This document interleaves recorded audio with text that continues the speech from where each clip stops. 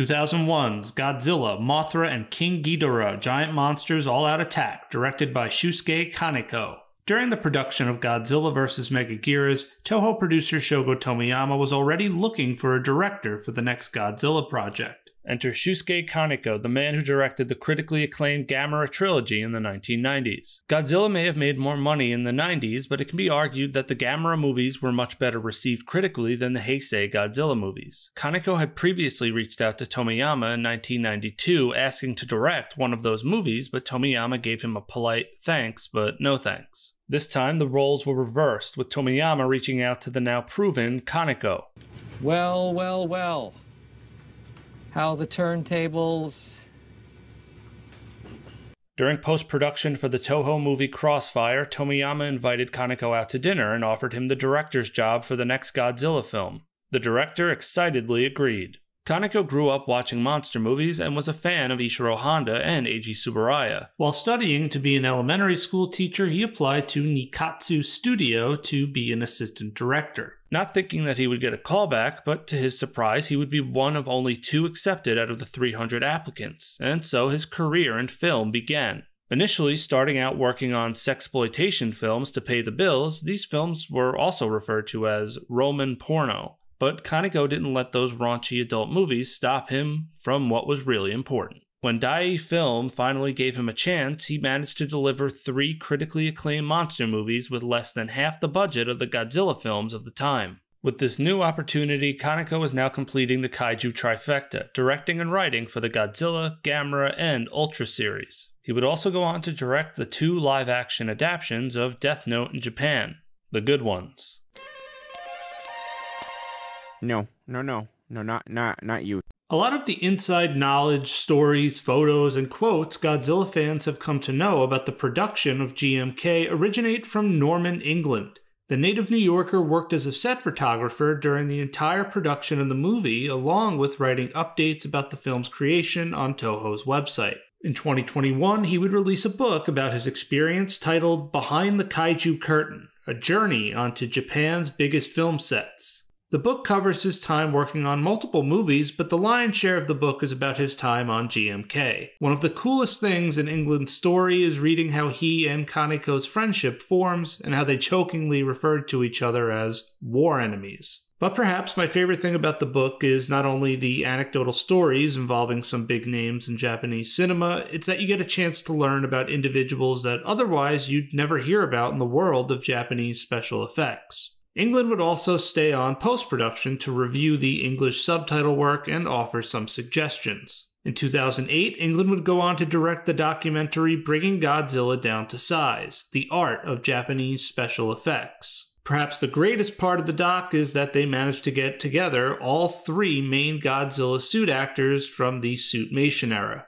I've posted a link where you can buy England's book in the video description, and I highly recommend it if you want to get a feel for what went on when movies like this were made. Movies that, frankly, don't really get made in that fashion anymore. Kaneko would not only direct, but he'd be responsible for coming up with the story, which he found to be challenging when dealing with Toho's executives. One of the first ideas he had was for Godzilla to fight Kamacuras from 1967's Son of Godzilla. The praying mantis kaiju also happened to be his son's favorite monster. But Toho didn't like this idea, and besides, Godzilla had just finished fighting a giant insect monster in Megaguirus. Another idea involved an astronaut who mutates into a kaiju called M. M would retain his human personality and memories and fight Godzilla twice to defend Japan, only to lose each time. Ultimately, through the sacrifice of his daughter Yumi, M would receive the power-up necessary to defeat Godzilla and bring him out to sea, where both monsters vanish. Kaneko would back away from this story as he felt it was too dark for the holiday season.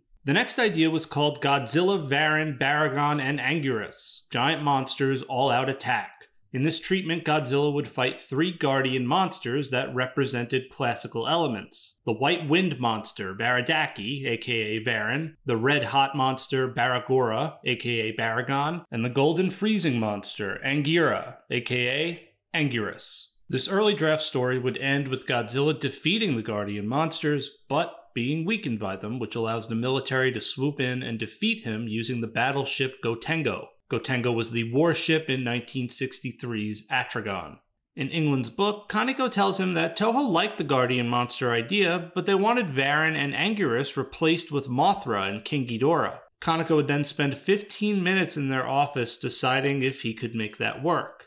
He found it, quote-unquote, ridiculous that now Mothra would represent water, for example. Ultimately, though, he would agree to their terms. What's interesting is, although they agreed in principle, Toho's higher-ups still wanted to wait and see how Godzilla vs. Megaguirus was going to do at the box office before fully committing and announcing another Godzilla project.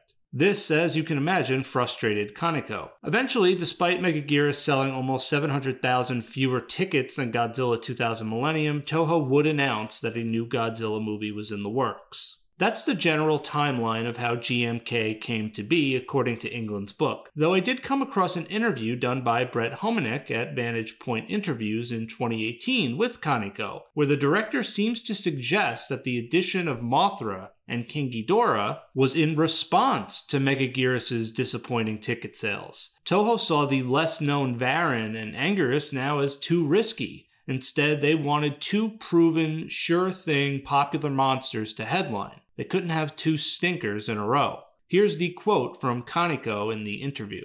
"So I went to Toho's office. Mr. Tomiyama said, 'I'm sorry, but Mr. Matsuoka has said to stop making Godzilla movies. But if you use Mothra and King Ghidorah, you can continue the series.' So I thought for 15 minutes and changed the idea. Instead of Anguirus, I used King Ghidorah, and instead of Varan, I used Mothra. Regardless of the exact timeline of events, the point is Varan and Anguirus were out, which was a shame, because according to John LeMay's book, Kaneko had Anguirus using a freezing ability in the movie, something we've not seen before.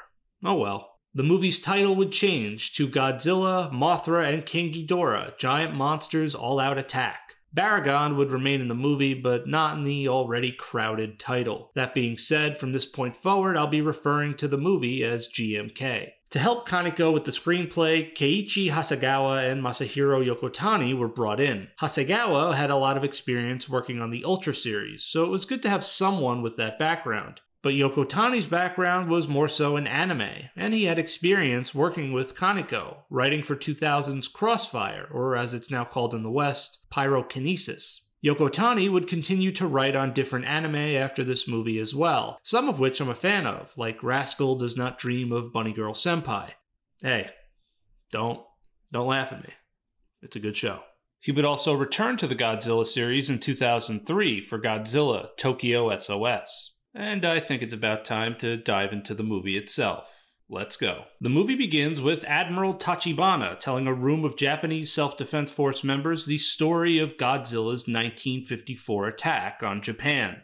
Yudo Uzaki plays the Admiral, and interestingly, according to David Kalat's book, A Critical History and Filmography of Toho's Godzilla series, Kaneko chose Uzaki solely on the basis that he didn't look like your traditional military man. According to Kalat, who cites Kaneko's own website, the director did this to lessen any nationalistic appeal the character might put off with his sacrificial actions later in the film. But honestly, to me, he looks the part, other than the facial hair. But maybe Kaneko had a more artsy image of Uzaki because Uzaki was known more back then for being a musician rather than an actor. In fact, Uzaki was part of the 1970s rock group Downtown Boogie Woogie Band.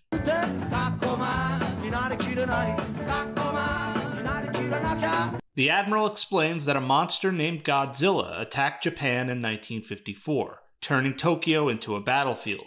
He claims the self-defense forces eventually defeated the monster, though we find out later in the movie that Godzilla was actually killed by an experimental chemical weapon, with the inventor of the weapon taking his own life so the weapon died with him. A nod to Dr. Serizawa from the original. The Admiral is repeating the official lie that the self-defense forces killed Godzilla. They created this myth in order to justify their own existence, boost morale, and gain the public's trust. It should be noted this is the third Godzilla movie in a row that creates its own continuity, with the only connection being to the original 1954 movie or some altered version of it. The Admiral goes on to explain that Japan has seen prosperity since Godzilla's defeat, but in recent years there's been monster sightings in numerous countries, and in an obvious dig at the 1998 TriStar Godzilla, he mentions a monster that resembled Godzilla appearing in the US. We then see two men quietly share this exchange. Technically, you could argue that these lines now make GMK and the Godzilla from 1998 canonically connected. Or you could just write it off as a joke. Either way, it's a clever meta-commentary that accurately reflects the backlash that movie faced, with a lot of Godzilla fans, and in particular Japanese Godzilla fans, being vocal about the TriStar version not being the quote-unquote real Godzilla. Kaneko didn't seem to be a fan either. He had his thoughts on the 98 version as well. He would comment, "It is interesting that the US version of Godzilla runs about trying to escape missiles. Americans seem unable to accept a creature that cannot be put down by their arms." Despite his displeasure with the 98 version, you'll notice that this movie shares a lot of similarities in scenography with that movie. I'm not sure if that's on purpose or not, but I would imagine it was. It's just very noticeable. Mid-speech, Admiral Tachibana is informed that he's being dispatched, and we, the audience, learn an American nuclear sub has gone missing near Guam. A news anchor tells us that the Japanese will be assisting and helping with the search by sending the Satsuma, a military submarine, to help with the search efforts. There exist multiple Satsuma subs in the movie.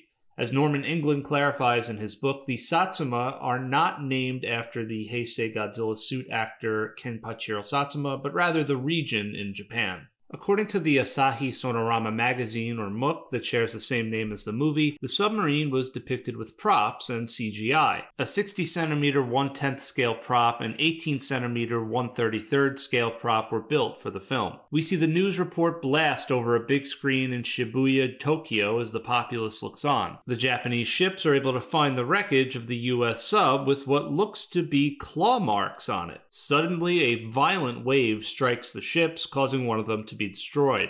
One of the Satsuma crew members sees Godzilla's dorsal plates and reacts in horror, like he's seen a ghost.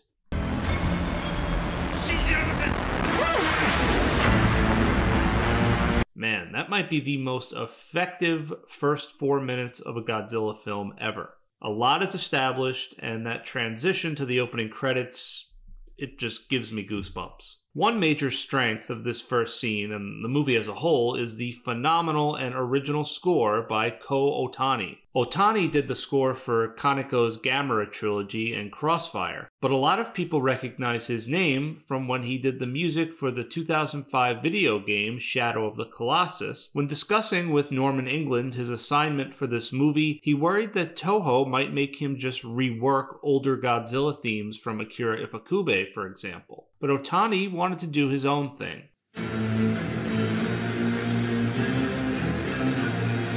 It was impossible for me to detach the movie itself from Otani's score. It truly captures the story and the malevolence of this movie's Godzilla. Sadly, I still have the Blu-ray that blocks the tremendous title graphic. Even when I turn subtitles off, it still gets blocked. But something small that I like in the opening credits is that they use different parts of the monsters' bodies as background. It's as if at this point in time, Godzilla, Mothra, and Ghidorah are so popular and notorious that we could just see a small sliver of them and we know what we're looking at. Baragon might be the exception. Sorry, Baragon. After the credits, we properly meet the human star of the movie, our protagonist, TV news reporter Yuri Tachibana, the daughter of Admiral Tachibana. The character's name was inspired by Kaneko's own daughter, Yurina, who would grow up to be a director herself. Yuri is played by Chiharu Niyama. The gravure model and actress had experience in daytime drama shows and even acted in a TV series adaptation of Ring. She also became known for her 7-Eleven commercials in the 90s. セブンイレブンから具がたっぷりなおでんスティックが新登場。さらに人気のおでんも美味しくなって。おでんの美味しさ広がってね。セブンイレブンいい気分。なんとつゆの味を変えた。セブンイレブン。I'm particularly fond of the Italian-themed ones. 冷製スパゲッティセブンイレブンから新発売。キリッと冷やした細めの本格パスタにたっぷり乗せた新鮮な素材。ひんやりとした食感がそそります。絶対おすすめ。セブンイレブンいい気分。Can I just get some macaroni and gravy? Kaneko followed her career for a few years, and while she was an idol, he even attended one of her handshake events, or akushukai, a common event for idols and celebrities in Japan. Yuri's team is filming a sham documentary about a legendary monster by Mount Miyoko in Niigata Prefecture before they're interrupted by some local officials. They were caught, making it seem like something supernatural was happening. Fitting with a company named like BS Digital Q, though the BS doesn't stand for bullshit, it stands for Broadcasting Satellite. This scene is rather similar to an early scene in the 1985 parody kaiju movie Yamato no Orochi no Gyakushu. The team in that movie is also out in the countryside trying to make it look like a legendary creature is around before they're also stopped by officials. The parody film was created by Daikon Film, a group of university students that included one Shinji Higuchi, who did the special effects for Kaneko's Gamera trilogy and would also help with the special effects storyboard for GMK. Oh yeah, and this gentleman here? Hideki Anno, of eventual Evangelion fame. Both Anno and Higuchi's connections to Kaiju Eiga and Godzilla specifically would only increase as time went on. I'll talk more about that when we get to Shin Godzilla. Anyway, an earthquake rocks the area where Yuri and her team are filming. Afterward, she notices an old man staring at her from within the forest. No, it's not Master Roshi. Making matters more mysterious and creepy, the second she takes her eyes off him, he vanishes. Cue the spooky music. The next scene shows us a group of young punks. Wow, I sound like an old man. A group of young people destroying a shrine or statue in that same area by Mount Miyoko and harassing multiple people. But the young troublemakers would pay with their lives as a tunnel collapses on them. But it's not just some random earthquake, it's caused by what appears to be a monster. The next day shows Yuri trying to get her boss to let her cover the earthquake that caused the tunnel collapse, as she notices that the epicenter of the quake seemed to be moving. Her boss, Haruki Kadokura, reminds her of what their real job is. The eccentric boss is played by prolific Japanese TV actor and Godzilla superfan Shiro Sano, who had just appeared in a Godzilla film less than 2 years ago in Godzilla 2000 Millennium. Sano never says who exactly, but apparently this weird character he plays is supposed to be mocking a Japanese director. Again, I couldn't find out who exactly that was supposed to be. In his book, Norman England recounts a funny story where Sano pulled out a copy of 1962's King Kong vs. Godzilla. Sano, England, and even the beautiful Niyama would watch the classic film for quote-unquote inspiration. While the two men enjoyed what they were watching, being the monster fans they are, Niyama just sort of found the two men's excitement to be funny. Interestingly, David Kalat also talks about England's story in his book, and he cites August Ragoni's book, Eiji Tsuburaya, Master of Monsters, a book that England contributed to. In this telling, Niyama starts laughing at the miniatures at the dig site when they're trying to trap Godzilla, and Sano responds by saying, "Don't laugh. It would have been easier and cheaper for Tsuburaya to have gone to a construction site and filmed ordinary trucks lugging it than to have built a sprawling miniature set like this. Realism is not the point. It's about style. It's about mood. There's integrity in the way Tsuburaya and his people worked." Well, I'm sure Niyama didn't see that coming. The military arrives at the site of the tunnel collapse and deploys its D-3 or D-03 missiles to clear the rubble and recover the bodies. It's a clever way to naturally introduce a crucial part of the story. These missiles will become important later on. The truck driver who witnessed the incident is clearly traumatized and claims it was Godzilla that he saw in the tunnel. Meanwhile, Yuri's out to eat with her crew where she laments that her status as a woman limits her opportunities to research the stories she wants. Yeah, remember I mentioned the similarities between this and the TriStar movie?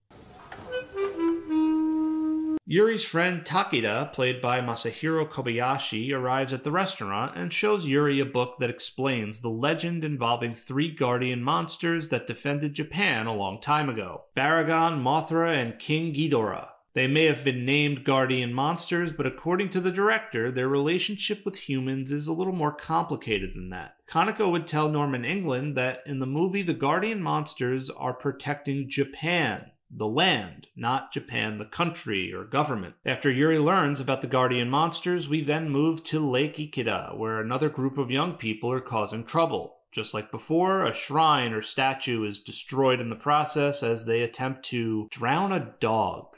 Yes, they're going to put the dog in a box and drown it. Kaneko must have had a really interesting opinion of young people. In a G-Fan magazine interview, he was asked about this and said, "It's true that today's teenagers are not as respectful as they used to be. Sometimes the punishment they meet at the monster's hands is symbolic of my feelings towards Japanese teenagers. Probably because I can feel myself getting older." Lake Ikeda was an interesting choice, as it has its own monster legend in real life named Issy, similar to the Loch Ness Monster in Scottish folklore. You can even see a sign with Issy on it in the background of the movie, and there are monuments to the mythical monster by Lake Ikeda to this day. The punks almost succeed in their plan to kill the dog until Mothra in its larva form arrives, guardian of dogs everywhere.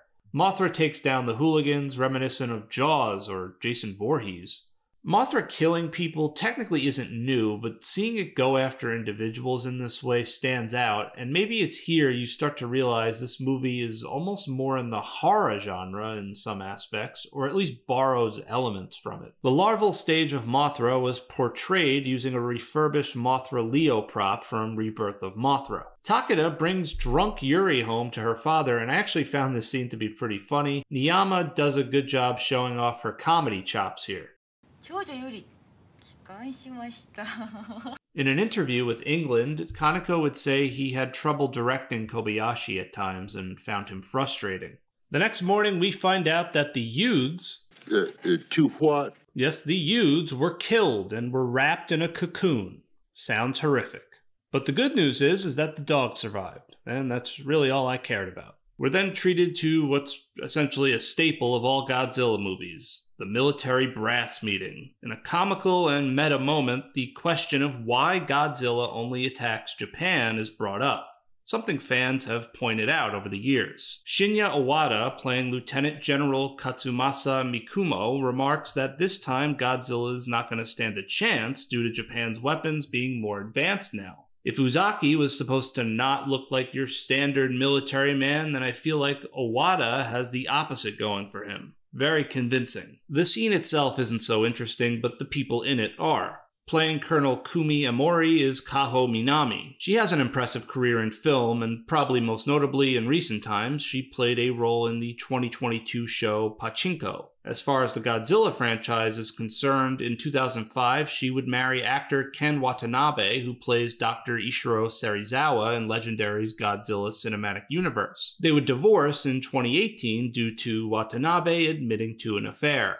Hiroyuki Watanabe plays Commander Yutaka Hirose. Watanabe accomplished being in Godzilla, Gamera, Ultraman, Kamen Rider, and other Tokusatsu projects. Sadly, Watanabe would take his own life in 2022 at the age of 66 due to a combination of isolation and anxiety caused by the global pandemic, as well as being treated for a nervous system disorder. On a much lighter note, Masaki Tezuka would make a cameo in this scene as an officer. I think it's cool that Tezuka, who directed the last movie, stayed on to help Kaneko as the second unit special effects director. Some people in Tezuka's position might get bitter, but he seemingly put his pride to the side and stayed to help his successor. Also making a cameo as an officer was special effects director of the Heisei era, Koichi Kawakita. Yuri and her team go to the police station while investigating the guardian monsters, and they come across the mysterious old man, whose name is revealed to be Hirotoshi Isayama, and it turns out that he's been arrested for destroying a shrine. Isayama is played by Hideo Amamoto, and Tokusatsu fans will know him well. He played Dr. Shinigami in Kamen Rider,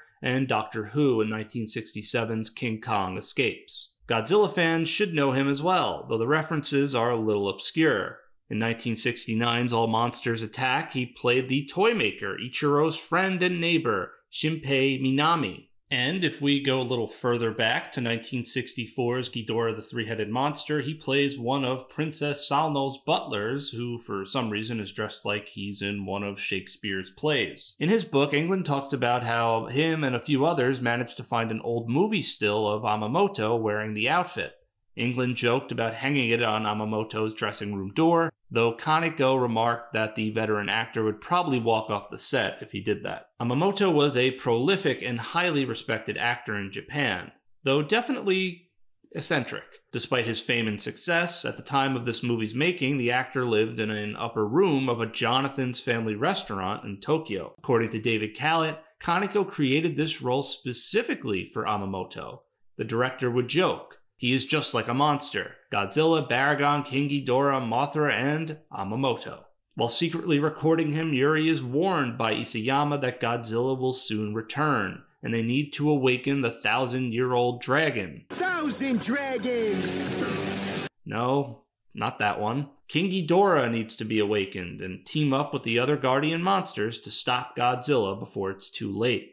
According to the legends, humans killed the monsters, but still prayed for their souls and intended for them to sleep for 10,000 years before being awoken again. Not long after that, we're once again introduced to another group of young people. This group is hanging out in the Bonin Islands while a typhoon passes. Before any craziness starts, they notice pictures on the wall of Odo Island, where Godzilla first appeared in 1954. You can see Dr. Yamane and his team surveying the area. The girls share a line about having sympathy for Godzilla, and the boy claims he'd make a great pet. The girls' view is reflective of how 1954's Godzilla is seen by a lot of people in the film and outside of the film, most notably the director, Ishiro Honda. Monsters are born too tall, too strong, too heavy. That is their tragedy. The boys' comment about Godzilla being a pet is indicative of what the kaiju turned into over time, a lovable monster. Shusuke Kaneko wanted no part of that. He was out to make a Godzilla that was not sympathetic at all, but downright irredeemable. When discussing the difference between Gamera and Godzilla with Norman England, the director said this: "Gamera is Shintaro Katsu and Godzilla is Toshiro Mifune. Whereas Gamera is a masochist, Godzilla is a sadist. In Gamera films, he always gets wounded in the middle but comes back to claim victory. On the other hand, Godzilla attacks and never lets up, from start to finish. He pounds away, strong and cruel, always taking the direct path to what he wants. Although recent directors often ignore it, Godzilla's brutality was established in the first film. They would rather the audience sympathize with Godzilla. I feel this is a mistake. Godzilla should kill as many people as possible. He must be feared." It's interesting that Kaneko would bring up the first film establishing Godzilla's brutality and make the point that the monster should not be seen as sympathetic, even though the director of that movie, Honda, does see Godzilla as a sympathetic creature. Anyway, this poor guy kicks the bucket while taking a piss. He joins the ranks of Elvis, Gigi, and the blood-sucking lawyer of dying while relieving themselves. According to England, a large Godzilla foot that they had used for the return of Godzilla in 1984 was used here. Then we have this girl. She manages to survive her encounter on the island, but is severely traumatized. I do like that touch, that Kaneko keeps having people act like they've seen something so terrifying it makes them lose their mind. A few scenes later, Godzilla makes his way to mainland Japan, and he does so in a way that makes you think of 1998 and 1954 at the same time. Never thought I'd say that. Why 1998? Well, I've already talked about this, but I mean, come on. Look, it's an obvious riff on the TriStar Godzilla's arrival in Manhattan. He even kills a fisherman. Which I'd like to point out, I don't know if the fisherman died in 1998, and as a kid, I always felt bad for that old man, so I hope canonically he's not dead. Someone needs to ask Roland Emmerich that. Okay, so that's why I think of 1998, but why 1954 here? Well, where is Godzilla coming ashore? He's coming ashore in the same location, Yazoo Port in Shizuoka Prefecture, that the Lucky Dragon No. 5 docked at before its fateful encounter with nuclear fallout. And if you didn't catch the connection right away, they even focus on a picture of the Lucky Dragon. They're practically hitting you over the head with it. For the first time, we get a full look at Kaneko's God of Destruction.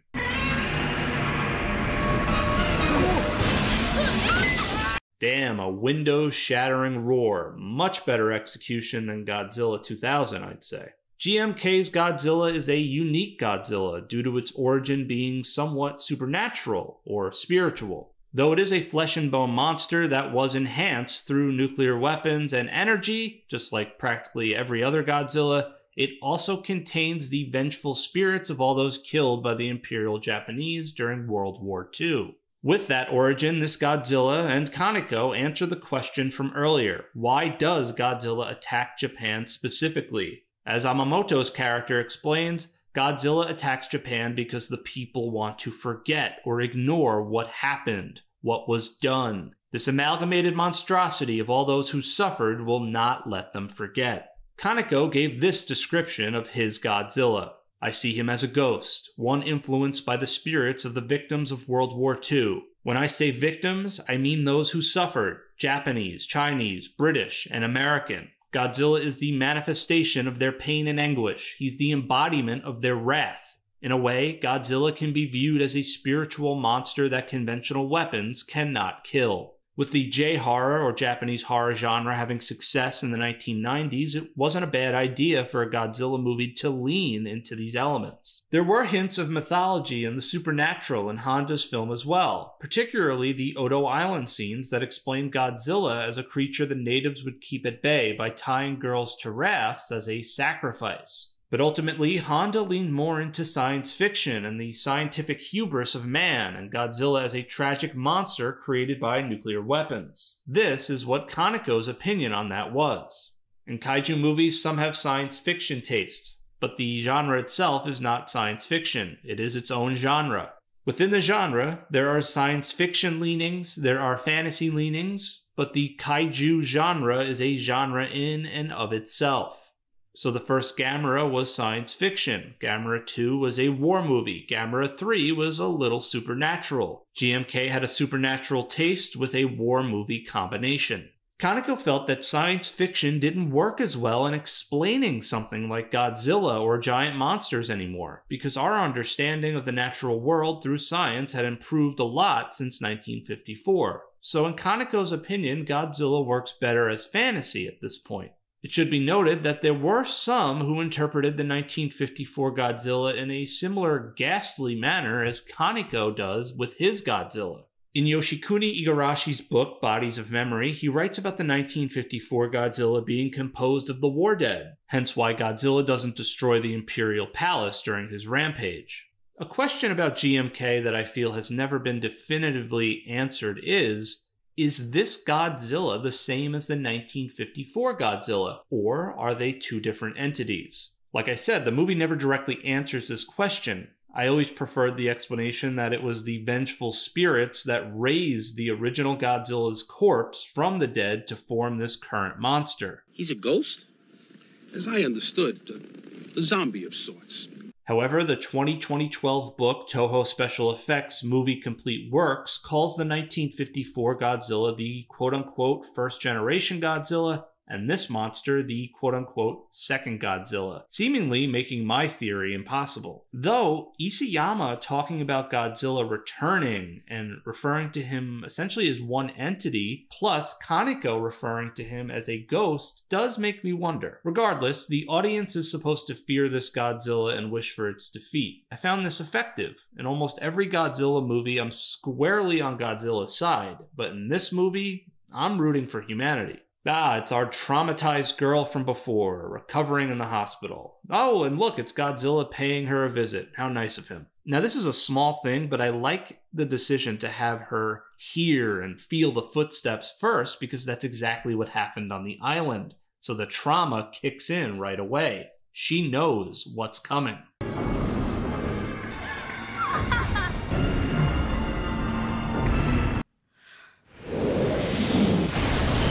If you came for a lighthearted Godzilla movie, You've come to the wrong place.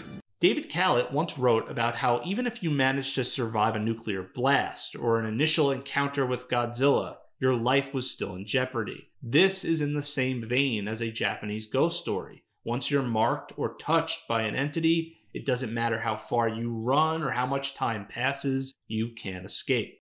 Tomoe Shinohara plays the traumatized girl. Shinohara has essentially done it all in the creative realm. Acting, singing, producing. At the time this movie came out, she was known in Japan for her bubbly persona and sort of obnoxious voice. She even hosted a show called Love, Love, Aishiteru, where she would sometimes interview celebrities.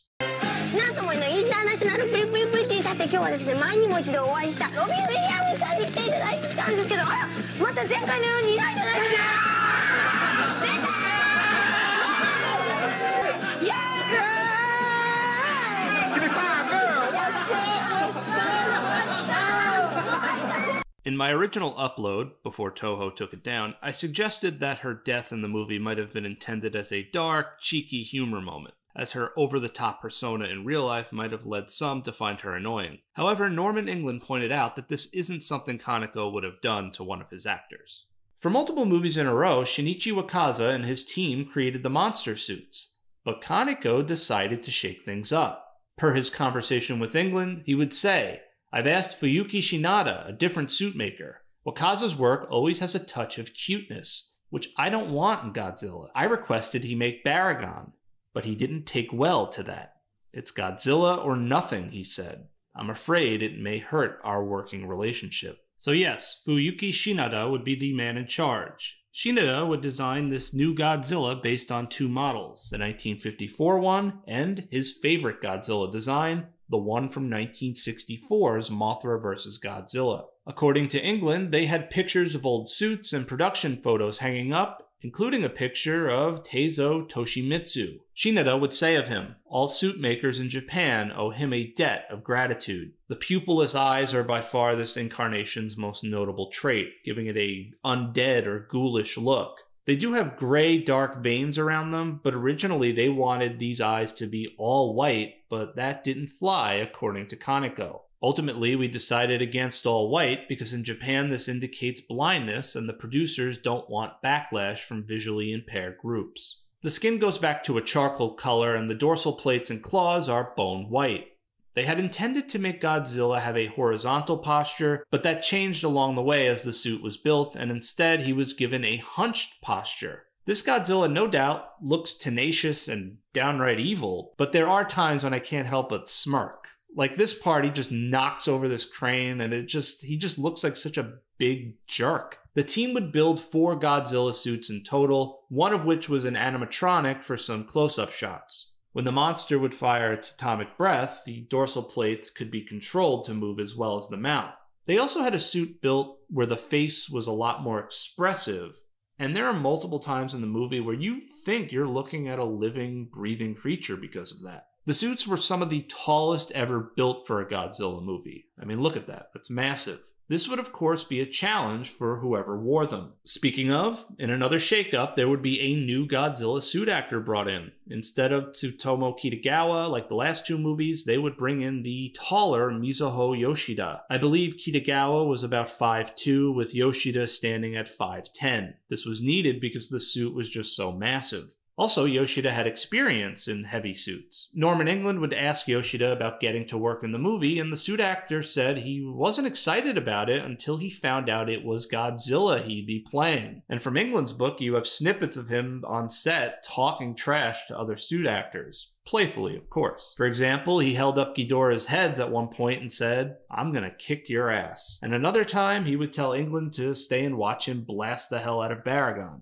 Before this movie, Yoshida played monsters such as Death Ghidorah in Rebirth of Mothra and Dagahara in Rebirth of Mothra 2. Initially, Yoshida wanted to make Godzilla his own and create his own style, but instead he found himself mimicking Satsuma's style while walking, with a little Nakajima thrown in when doing battle with the other monsters. He would say, "It was hard at first because of the weight of the suit. So I focused on keeping my arms close to my body and acting with my fingertips in keeping with the Satsuma method. However, due to the way the suit was built, even though I tried my damnedest, it was difficult to keep that pose.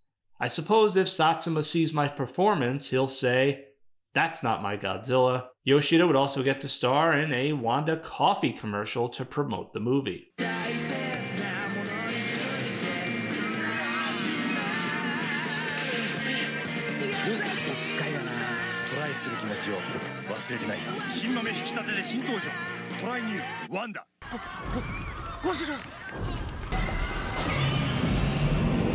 The screams from people seem to catch this Godzilla's attention, and it just pisses him off. So he revs up his atomic breath, and they took the atomic part quite literally.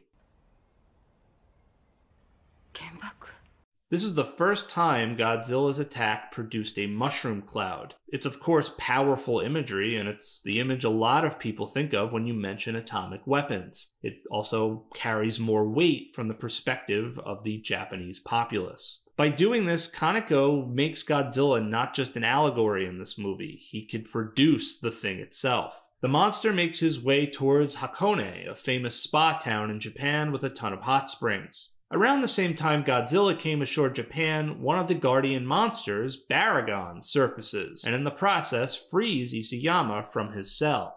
A small touch I like in this movie is that the general public assumes every monster is Godzilla. And that makes sense. Of course they're not going to know what the hell this thing is. They just know it's a monster, and the only monster they've ever dealt with is Godzilla, and that was decades ago. Even the military in this movie seems in the dark at times and unsure about which monster is which. Eventually, they would adopt the ancient names to identify them. To me, this seems more realistic than what the Heisei era did, where often the military was just watching events unfold on a large screen and everyone seemed to be on the same page. Reality is messy, and even in our times, with the explosion of the internet and everybody being connected instantly, an event can happen and be on video, and people still won't be able to come to a consensus on what's going on. Baragon is on a crash course with Godzilla in Hakone. In this movie, Baragon is a giant subterranean reptile monster that is known as the God of the Earth. It was sealed away a long time ago by Myoko Mountain in Niigata Prefecture. Baragon first appeared in the 1965 movie Frankenstein vs. Baragon, though that movie is not canon to this one. In that movie, Baragon was essentially Godzilla's replacement. I've covered this in another video, so I won't dive in, but in short, instead of Godzilla fighting Frankenstein, they would have Godzilla fight Mothra in 1964. So Baragon was the reptilian stand-in to fight Mary Shelley's creation. In the 1965 film, Baragon would surface at an oil field in Akita Prefecture before terrorizing other areas of Japan. Baragon would appear again in 1968's Destroy All Monsters, though he doesn't really do much due to the suit being in abysmal condition. In this movie, Baragon is one of the guardian monsters out to stop Godzilla. The monster is limited in its abilities, but it can burrow underground and cause small earthquakes while it moves. Baragon can't shoot the heat ray like it did in the 1965 film. Shinada would create two Baragon suits, one about half the size of the Godzilla suit and another a little larger. The smaller suit meant they needed someone of smaller stature. It was more difficult to find a man to fit into the Baragon suit, so they found a woman who could do it.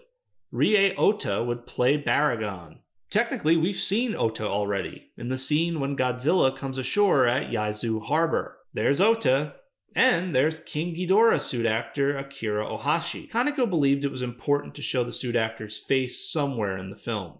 This was Ota's first time on a movie set. Norman England would say she had quote-unquote pre-shoot jitters while sporting an Akira t-shirt. In an interview with England, she would say she was nervous. To be honest, it's my first time to be on a movie set. I've only ever done character appearances at department stores. Ota would be the first female suit actor to play a monster in a Godzilla movie. They wanted a man, but it's hard to find guys in this business this height, so I got the role. Ota, it turns out, was not the only person playing Baragon. Toshinori Sasaki would wear the larger Baragon suit for scenes that were a little more physically risky, so I guess you could call him her stunt double in a sense. It would take multiple people to assist them in getting in the suits, taking around 5 minutes. The Baragon suit's ears and mouth were remote controlled to move. One of the suit makers would make the horn light up just like the original Baragon, but ultimately it wouldn't make it into the final cut of the film. Before Godzilla and Baragon can clash, Kaneko creates a scene similar to the hillside scene in the 1954 Godzilla. Having this Godzilla stare directly down at you is absolutely frightening. Due to the size difference, it's safe to say that Baragon stands no chance against Godzilla, but that doesn't stop the feisty Baragon.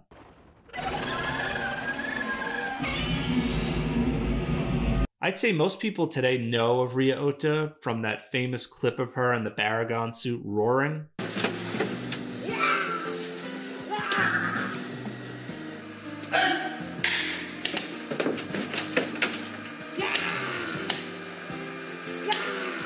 Well, this clip comes from the behind-the-scenes documentary, Project GMK, the day Shusuke Kaneko fought Godzilla. It turns out that she wasn't the only one roaring on set. Yoshida got into it as well.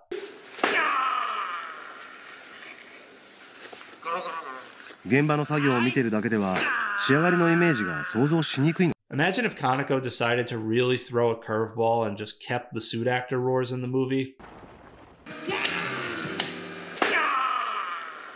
The Hakone set and Godzilla in general, during this scene, just beautiful. Look at that with the steam rising up around him and Baragon. The sets and miniature work are top notch in this film, especially during a time when practical effects were starting to be phased out and replaced more with CG. Even the helicopters in some shots are remote controlled miniatures. Well, one person we can thank for this is Toshio Miike, the special effects production designer who worked in this same exact role on Kaneko's Gamera series, was the special effects art assistant on the previous 2 Millennium-era Godzilla movies. And he worked in multiple smaller roles during the Heisei movies. England would describe in his book how Miike would painstakingly make sure the miniatures were in the perfect place, constantly going back to the camera to see how things look.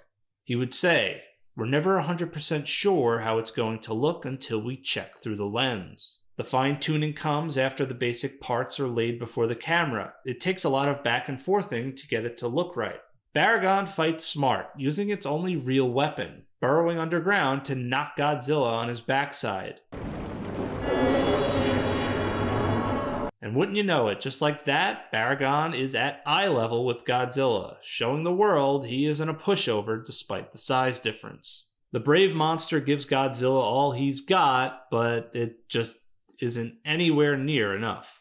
A combination of CG, real footage, and miniature work was used for this shot here. Now, as the body approaches, it does look a little funny, but on impact, I think it's actually kind of impressive. Now, apparently this scene was hard to film due to Hakone often being misty and hazy, so a reshoot was in order. According to his interview with Norman England, Kaneko said if they used the first take, this scene would have ended up with an all-white background due to the fog that day.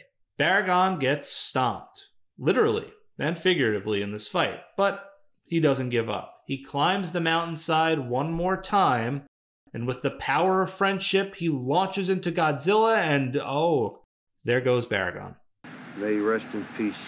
Yeah, it's sad when they go young like that. When they go?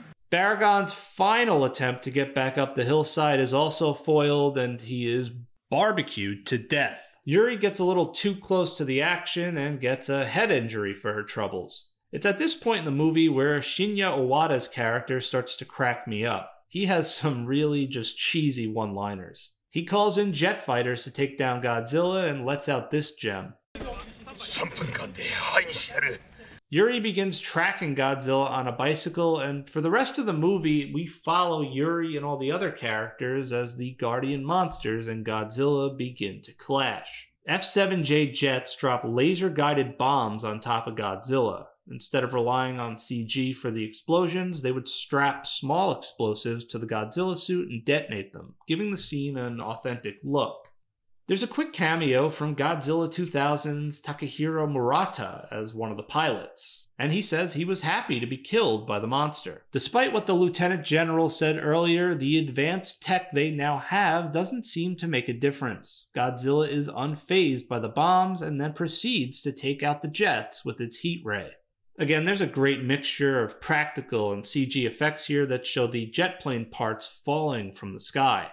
The man in charge of special effects for this movie was Makoto Kamiya, though according to David Kalat, Kaneko initially wanted to handle both live action and special effects scenes. But the tight deadlines forced Kaneko to delegate. He would still be heavily involved regardless, as he felt as director he needed to keep his vision intact.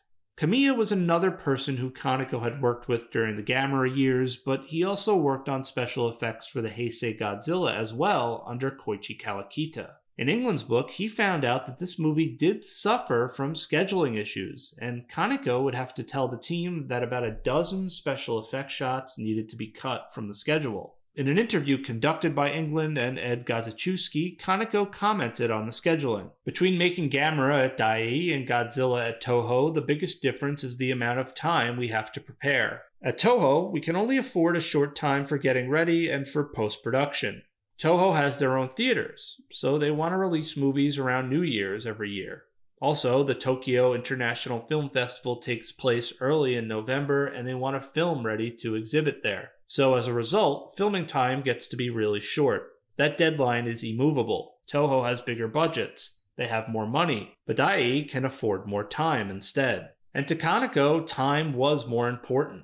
The fact that Koichi Kawakita was around the set during the production of this movie was interesting. It did lead to some of the staff comparing styles. In England's book, he would be in a conversation with an unnamed staff member, and they would talk about how Kamiya's style was different than Kawakita's. According to the staffer, Kamiya worked at a much slower pace and would have the team do a lot more takes than Kawakita, which might be the reason why the scheduling issues happened. I've seen Kamiya's work in other films, like I Am Hero and in the TV show Alice in Borderland. I think overall, Kamiya does a good job blending the CG and practical and knowing when to use which. There are a couple of shots in this movie that do look bad and out of place, but I think, again, as a whole, the special effect work in this movie is outstanding, and much improved from the last two outings. With Godzilla headed toward Tokyo, the other Guardian monsters start to make moves. The cocoon in Lake Ikeda opens up with Mothra now in its final form. In this movie, Mothra is the god of the sea, once sealed away under Lake Ikeda in Kagoshima Prefecture a long time ago. This Mothra's design is strikingly different. Mothra resembles a hornet almost, its eyes now purple instead of blue, and it's sporting less fur. According to the book, Toho Special Effects Movie Complete Works, the goal was to give this Mothra a more feminine look. Shineda would create a brand new prop for the final stage Mothra, but a lot of this Mothra's appearances are portrayed with CG. They would pull sounds from the original monster and alter them slightly to use here. Mothra makes a beeline to Yokohama where it'll meet Godzilla to do battle. The Shobijin and the usual Mothra lore are absent from this movie. However, Kaneko gives a wink to the audience with the camera focusing in on two twins looking on as Mothra flies by. Actresses Ai and Aki Maeda would play the two girls. The twins were previously in Kaneko's Gamera movies. Also making his cameo was Yoshida. Kaneko made good on his promise to get all the suit actors on screen. The military also plans to stop Godzilla in Yokohama. They move to set up a base there. In Brett Hominick's interview with Kaneko, the director mentions that the military scenes required more money and work than usual. Here's what he said. In GMK, there was no self-defense force army. We had to create the army, so actually quite a bit of money was required to do that. In Godzilla vs. King Ghidorah and vs. Mothra, the SDF was there. But in Mothra, the SDF attacked Mothra. The little girl asked the SDF, "Why did you attack the good monster, Mothra?" So the SDF stopped cooperating with Godzilla films. Both Mothra and Godzilla arrive with the military watching. This is the second time Godzilla and Mothra will be battling in Yokohama, the first time being in their Heisei matchup in 1992. Mothra uses its speed at first to catch Godzilla off guard, and Kaneko makes sure to really hammer home the collateral damage from this battle. If you felt that the monsters didn't seem big because of the camera work in the previous two movies, that definitely is not an issue in this one. We feel and see, and we really do get the sense that these monsters are huge. Mothra fires poison stingers at Godzilla, something we'd not seen from Mothra in a Godzilla movie before. In the 2002 book, GMK Super Complete Works, it said that Mothra was originally supposed to have poison acid that it would shoot out of its mouth. The Yokohama Landmark Tower once again feels the wrath of the monsters. In 1992, it fell on top of Godzilla after Batra hit it with its prism beams. Here, Godzilla destroys the top half of it along with some soldiers as Mothra evades the atomic blast. Anytime Mothra physically attacks Godzilla, the sounds are just so disturbing. Well, now wait a second, isn't there supposed to be a third Guardian monster? Ah yes, Well, after Isayama got broken out of jail, he went to go find Ghidorah. Before he could get there, a man attempting suicide in the notorious Aokigahara Forest, or Suicide Forest, accidentally discovers a frozen Ghidorah in a cavern. The man is played by Yukijiro Hotaru, who also played Inspector Tsutomu Osako in the Gamera movies, a comic relief character. In those movies, the inspector just keeps finding himself in the way of monsters, and so Kaneko has this little running gag or inside joke about once again being traumatized by a monster. Eventually, Isayama makes his way to Ghidorah and releases the 1,000-year dragon from its icy crypt. The military picks up Ghidorah's signal, and we get another great line from the Lieutenant General.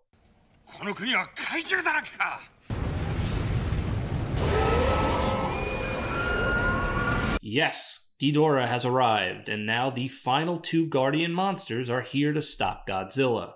Except Ghidorah looks rather tiny. Well, the off-screen reason for that is they needed Godzilla to be the big bad here, so Mothra, Baragon, Ghidorah, they were all reduced in size in some ways to make sure Godzilla was as imposing as possible. That's another reason why the Godzilla suit is as big as it is. Here were Kaneko's thoughts on it. When I think of domestic monsters for this story, monsters which could be indigenous to Japan, I think of these 3.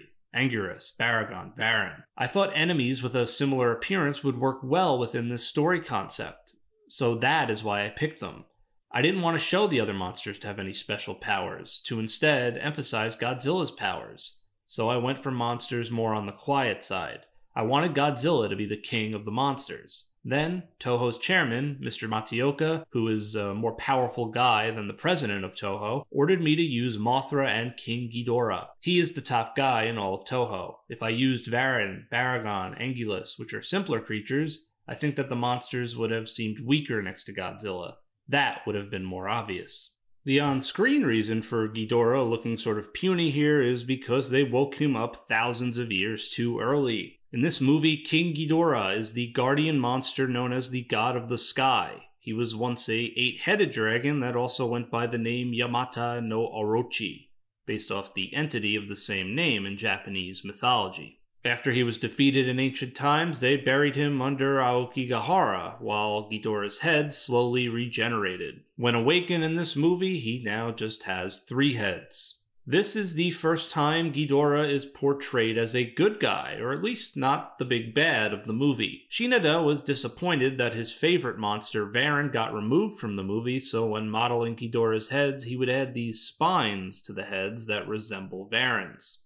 Akira Ohashi, who we saw earlier in the cameo scene, would play Ghidorah, and the suit was built so that he could place his arms inside the necks and move them, with sometimes the necks being controlled with wires. There are also some scenes where the monster is depicted with CG. Another Kaneko Gamera veteran, Ohashi played Gamera in 2 of the movies, so in a very indirect way, you have Godzilla versus Gamera going on here. Right off the bat, Ghidorah latches onto Godzilla and lights him up with electricity. The attack is titled Thunderspark in the Complete Works book. The military continues to wait for the right moment to attack, for now just hoping Mothra and Ghidorah can damage Godzilla.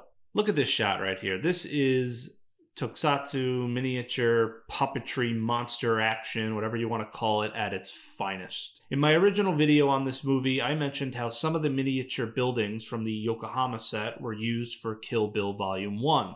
Quentin Tarantino is a Godzilla fan, and so that airplane scene is a nice little tribute to those types of movies. Gokei Body Snatcher from Hell is the direct inspiration for this shot here. Now the thing is, the only source I could find online for this claim about these being the same miniatures from GMK is an old forum post from an archived forum. That being said, the post appears to be from author August Ragoni, and he's citing Norman, England. According to the post, Nikatsu Studios is where it was filmed, and it was set up by Shinichi Higuchi and Toshio Miike, who do in fact appear in the closing credits of Kill Bill, so I think it's more than likely this checks out. Godzilla decides to bite back and draw blood from the Hydra. Despite the team-up, Godzilla shows what a force he is and dominates the battle for the most part. Mothra steps in to save Ghidorah at one point, Years later, we'd see the inverse of this. The military finally steps in with both Guardian monsters down. They try to use the D3 missiles to penetrate Godzilla's rough skin, but it seemingly does nothing. The missile's failure to cripple Godzilla leave the military exposed. The King of Monsters proceeds to wipe out 90% of the forces in Yokohama. Rarely do Godzilla movies show people dying or being injured. It's usually just implied as we watch the monster stomp through a city. Kaneko had a very different approach. What I thought is that, if it is not realistic, it would not be much fun. I did this in order to give more expression to the power and fearsomeness of Godzilla. If you don't see anything, then you can't tell. But at least I took care not to show blood. I didn't want to make it like a splatter movie or anything like that, but I needed these scenes for showing Godzilla's power and creating fear. For example, during the Yokohama battle when Chiharu Niyama or the military were injured or in danger, in doing that kind of scene, I am trying to create the feeling that these people are actually in a battle. If it was real, she would be dead, but in a film, it's more important to be interesting or exciting. It's a movie, so that's life. With Admiral Tachibana's ship in Godzilla's line of sight, it looks like he's done for. Ah, but wait, Mothra's here to save the... Wow. Never mind. Godzilla obliterates Mothra, and despite me rooting against this incarnation of Godzilla, I'm not gonna lie, it was satisfying to see him kill Mothra, because in the Godzilla series as a whole, it generally seems like Mothra always seems to get kind of a one-up on him, which that always bothered me. Yes, I'm still butthurt that the Mothra children defeated Godzilla all the way back in 1964. Mothra's energy disperses into the air and revitalizes the KO'd Ghidorah. And in terms of build-up and music and even dialogue, this part always hits right, and it always manages to give me goosebumps when I watch it. Now, the only thing wrong here is the CG. It sort of takes you out of it a little, but I don't care. I still love this part. Ghidorah, now somewhat resembling the King Ghidorah we all know and love, spreads its wings for the first time. When I first watched this movie, I assumed he got bigger here, but apparently not. It's just that he's been rejuvenated by Mothra's energy and spread his wings. But he is still technically the same size. But it had me thinking that would have been kind of interesting if he sprouted a few more heads or turned into the Yamata no Orochi. Godzilla responds the only way he knows how. He fires that powerful atomic breath at the god of the sky. But this time it doesn't work. Perhaps the first time in the whole movie it doesn't work. And Ghidorah is able to send his energy back at him. And for the first time in the movie, Godzilla gets rocked. Ghidorah effectively kicks Godzilla out of Yokohama City. He also destroyed half of it, but hey, what are you gonna do? The team used an altered promotional suit from the previous two movies for this part.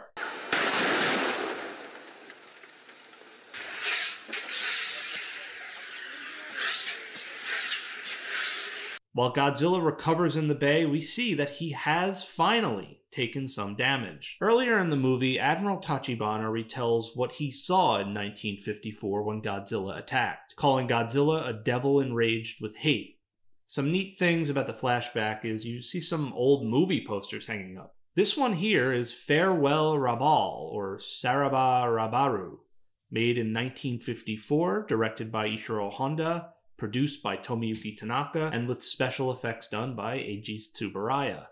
It released a few months before Godzilla, and it has Honda's fingerprints all over it. Human drama, anti-war message centering around fighter pilots during World War II knowing Japan isn't going to win, all while their government treats them like disposable pieces on a chessboard. Almost 70 years later, 2023's Godzilla Minus One would lean into that sentiment. Tachibana's flashback, though brief, mirrors the accounts of Tokyo firebomb survivors, describing the frantic escape from fast-spreading flames and the heartbreaking loss of family members amidst the chaos. Though this Godzilla may or may not be the same exact creature, again, I'm not entirely sure on that whole thing, regardless, this is Tachibana's fight, and it's personal.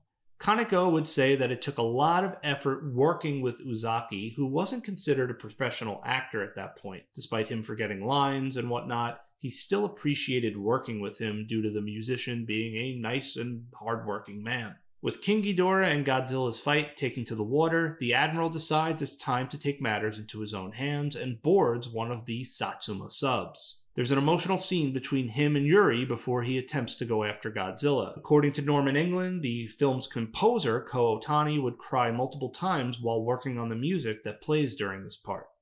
While the Admiral does his job, Yuri does hers, reporting to the world, or at least Japan, about the battle taking place in New York Yokohama. It's a great moment, particularly because one of the first times we see her in the movie is while she's filming their MOOK documentary. And what happens in that scene? A rock is thrown into this little lake behind her. Now, in stark contrast, two colossal monsters are engaged in battle right behind her in a body of water. She's finally reporting on something meaningful, but it may cost her dearly. They show different characters we've seen in the movie so far watching the broadcast. This old gentleman right here was the bike shop worker that Yuri buys from, and just for kicks, I looked up who he was. He was played by Masaya Takahashi, and he had a lengthy acting career going back to the 1950s. I always love when they give older actors small parts in movies as a sign of respect. I had no idea, but he also appeared in the 2009 movie Air Doll, directed by one of my favorite Japanese directors. I've mentioned it before, Hirokazu Koreeda,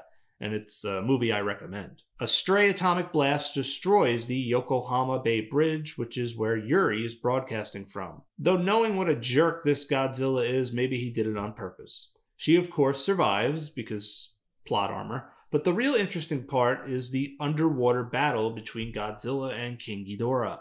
The Admiral and Commander Hirose try to intervene, but Hirose's missile inadvertently hits Ghidorah. The commander curses in Japanese, and the subtitles have him drop a strong F-bomb, but in the English dub, they curiously have him say, "Got it," like he didn't just screw everything up.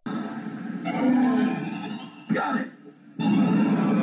This would be fixed in later Blu-ray releases. Some video releases have odd moments due to the English dub altering lines, which affected the subtitles. One example occurs during the scene in Yokohama's Chinatown, where a man wishes the soldiers good luck in Mandarin and a Japanese woman interprets in Japanese. In the English dub and subtitles, however, the woman adds the line, "You're going to die," which wasn't in the original dialogue.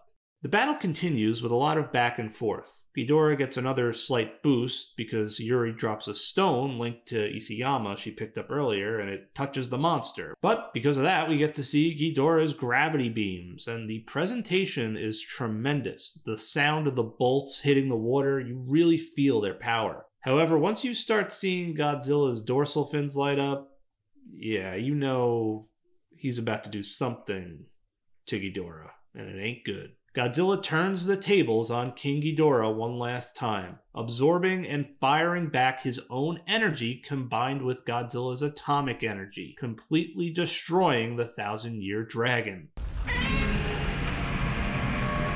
Godzilla roaring in victory while Ghidorah's chunks fall from the sky is a pretty badass visual. This battle has the most momentum swings I think I've ever seen in a Godzilla movie. It's a credit to the fight choreography and planning.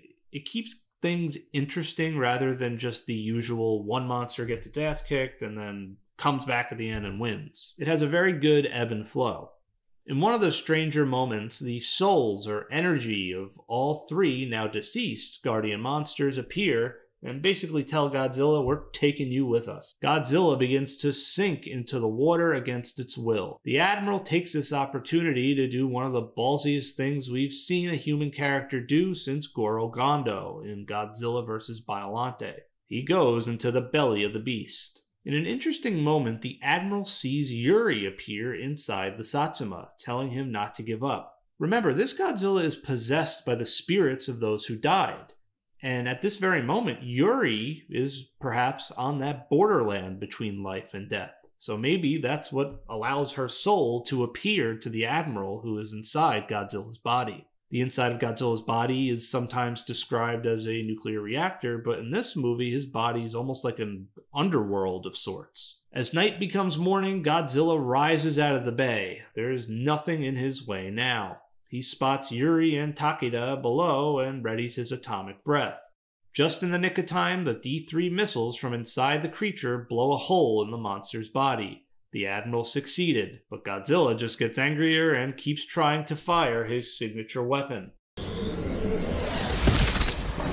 For the first time, we hear this Godzilla cry out in pain. The Admiral manages to escape Godzilla's body, and with a sort of freaky version of the main movie theme playing, Godzilla attempts one last time to kill the Admiral. But instead, the atomic reaction in his body causes an explosion, a total self-destruction or meltdown, finally putting an end to the nightmare that is this Godzilla. Yuri and the Admiral surviving is happy news to their friends and co-workers. There is a sort of Sonic adventure, all's well that ends well moment here. There's happy music playing, father and daughter reunited, and Yokohama has been reduced to no man's land. All's well that ends well, right? A small thing I appreciate is the Admiral telling Yuri here to stay far away due to possible radiation. This is an aspect of Godzilla that I feel other movies will sometimes forget or just choose to ignore. I mean, he's supposed to be a walking nuclear disaster. Even being near him should cause some negative effect, even if you aren't directly attacked by him. And that shot right there is just straight out of Independence Day. In the second-to-last horror trope before the movie ends, we find out that the old man, Isayama, actually died a long time ago during Godzilla's first appearance in 1954. And he's disappeared from the recordings that Yuri got.